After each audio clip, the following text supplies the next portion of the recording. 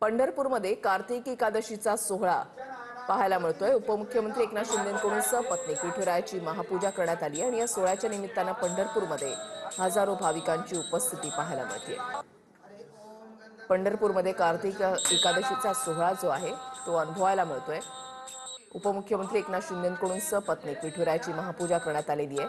कालच शिंदे हे पंढरपूरमध्ये पोहोचलेले होते, दाखल झालेले होते। विठुरायाचं दर्शन घेण्यासाठी पंढरपूरमध्ये भाविकांची मोठी गर्दी। आज हा संपूर्ण परिसर अक्षरशः भक्तांनी दुमदुमून केलेला आहे।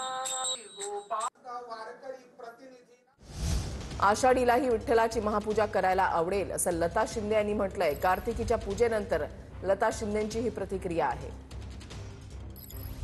म्हणजे साहेबांना ताकद इथलं भेटते। साहेबांना ताकद विठ्ठल देणार, साहेबांना ताकद विठ्ठल देणार। ज्या आरती कार्तिकी पूजा आमच्या हातून घडली त्या आरती साहेबांना पूर्ण ताकद देणार देव विठ्ठल। हा आवडेल ना, कोणाला पण आवडेल, मला काय, सगळ्या जनतेला आवडेल।